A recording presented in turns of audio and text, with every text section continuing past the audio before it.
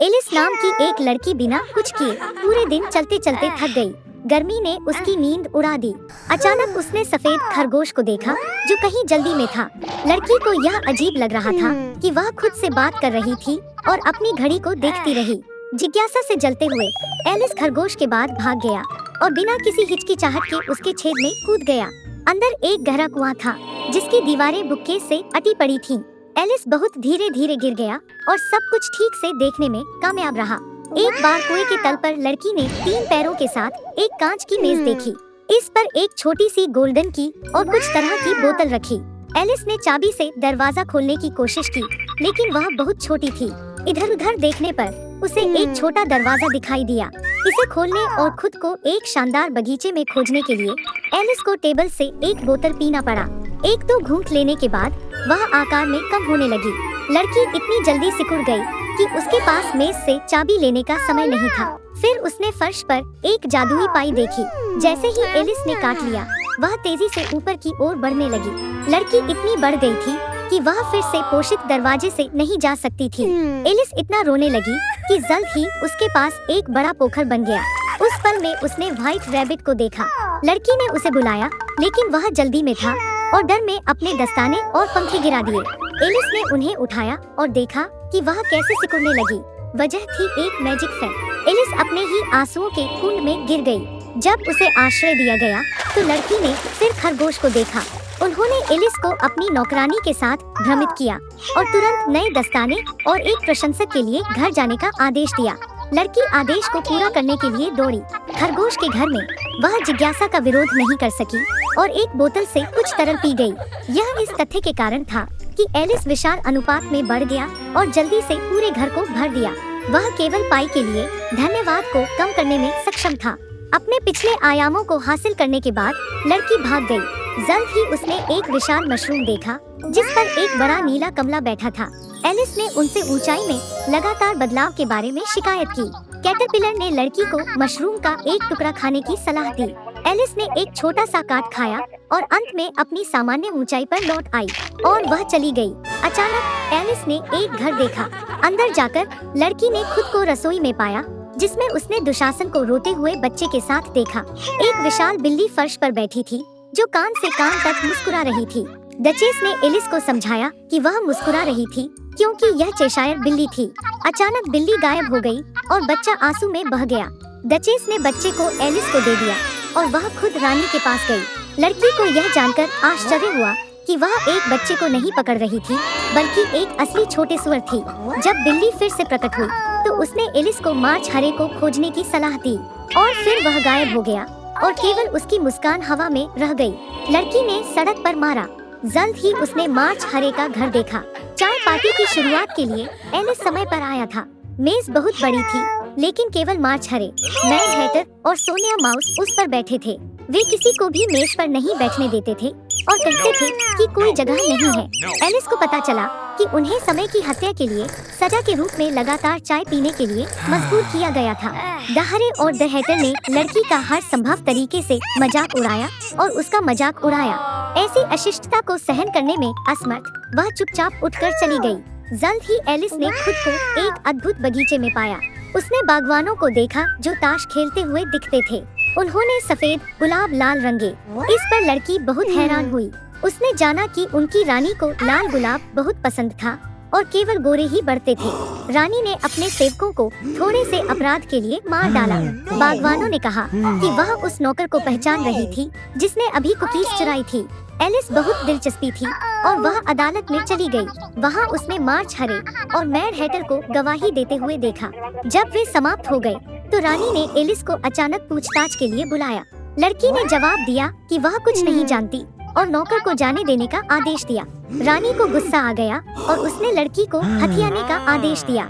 उस पल में एलिस को लगा कि वह फिर से बढ़ने लगी है। लड़की को एहसास हुआ कि ये सिर्फ कार्ड थे और वह उनसे डरती नहीं थी और उसी क्षण जादू गायब हो गया। एलिस उसी समाशोधन में जाग गई जहां उसने पहली बार व्हाइट रैबिट को देखा था। चारों ओर एक परिचित परिदृश्य था। परिचित आवाजें सुनाई देती थीं। तो यह केवल एक सपना था, एलिस सोचा। एक बार की बात है, एक पुराने मिलर के 3 बेटे थे। जब मिलर की मृत्यु हो गई तो उसने अपने बेटों को एक चक्की, एक गधा और एक बिल्ली छोड़ दिया। बड़े को चक्की मिली, दूसरे को गधा मिला, लेकिन छोटे को बिल्ली पालनी पड़ी। बड़े भाई उस पर हंसे, लेकिन बिल्ली ने वादा किया कि अगर वह उसे एक जोड़ी जूते और एक बैग दे तो वह अपने छोटे भाई को अमीर बना देगा। मालिक आश्चर्यचकित था, लेकिन बिल्ली के अनुरोध को पूरा किया। बिल्ली ने तुरंत अपने हिंद पैरों पर अपने जूते खींचे, जई को बोरी में डाला, अपने कंधों पर फेंक दिया और शिकार करने चली गई। जंगल में उसने थैला खोला, उसे जमीन पर फेंक दिया और खुद को घने में छिपा लिया। उसे लंबा इंतजार नहीं करना पड़ा। एक जिज्ञासु हारे ने बोरी पर सरकाया और ओट्स पर दावत के लिए उसमें चढ़ गया, और बिल्ली बस उसी का इंतजार कर रही थी। वह घने से बाहर कूद गया, बोरी को कस दिया, उसे अपने कंधों पर उठा लिया और शाही महल में चला गया। उस देश का राजा अच्छे भोजन का बड़ा प्रेमी था। बिल्ली ने उसे गहराई से झुकाया, हरी को सौंप दिया और कहा कि यह उसके गुरु मार्किस डी कार्बास का एक उपहार था। इस आश्चर्य से राजा को बड़ा आश्चर्य हुआ। बिल्ली एक वास्तविक रईस की तरह झुकी और सड़क से टकरा गई। अगले दिन वह फिर से बोरी के साथ शिकार करने गया। इस बार वह 2 मोटे अंशों को पकड़ने में सफल रहा। राजा एक और सुखद उपहार पाकर बहुत खुश हुआ। लगातार कई हफ्तों तक बिल्ली ने राजा को पार्टीज और हार्स पहनना जारी रखा, लेकिन उसने अपने भूखे और क्षीण मालिक से इस बारे में कुछ नहीं कहा। एक बार बिल्ली ने महल में एक राजकुमारी को देखा, वह बहुत सुंदर थी। बिल्ली को एहसास हुआ कि वह अपने मालिक के लिए एक शानदार पत्नी होगी, और इसलिए राजा अंत में मार्किस से मिलना चाहता था। बिल्ली ने जवाब दिया कि वे उसे कल टहलने के लिए ढूंढ सकते हैं जहां मिले थीं, और वह स्वयं पूरी गति से चक्की की तरफ भागे। मालिक को देखकर बिल्ली ने कहा कि कल उसे नदी में तैरने की आवश्यकता होगी और फिर उसका जीवन बदल जाएगा। अगली सुबह जैसे ही वह पानी में गया, बिल्ली ने उसके कपड़े पकड़ लिए और उन्हें झाड़ियों में छिपा दिया। उस समय सड़क पर शाही गाड़ी दिखाई दी।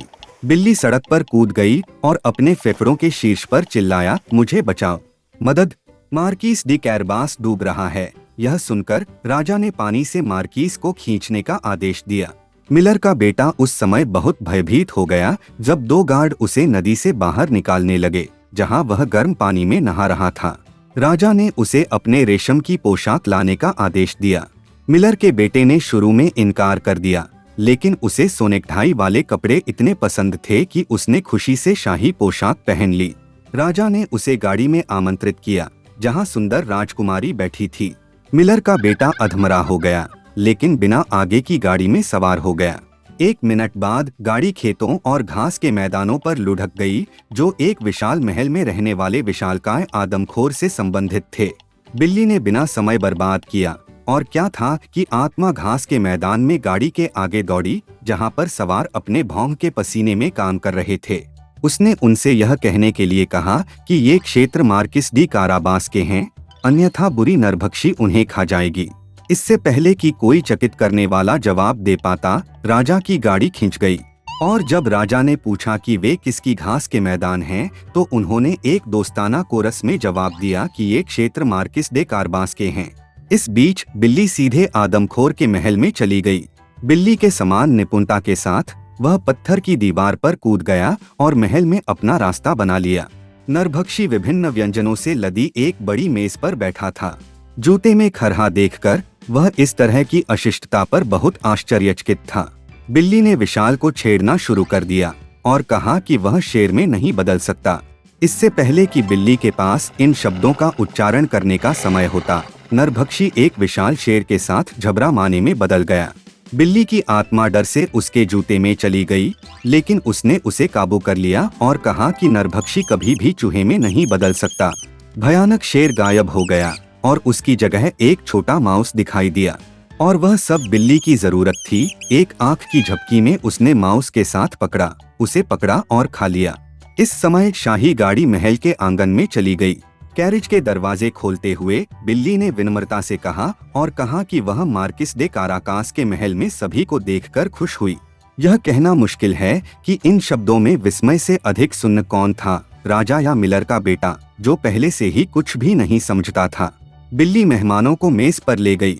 रात के खाने के अंत में राजा ने पूरी तरह से खा लिया। कहा कि वास्तव में मार्किस बहुत योग्य आदमी था। इसलिए वह खुशी खुशी अपनी बेटी को पत्नी को देगा।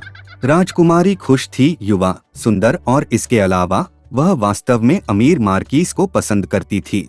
जल्द ही उन्होंने एक शादी खेली, इसलिए मिलर के बेटे ने एक राजकुमारी से शादी की और एक राजकुमार बन गया।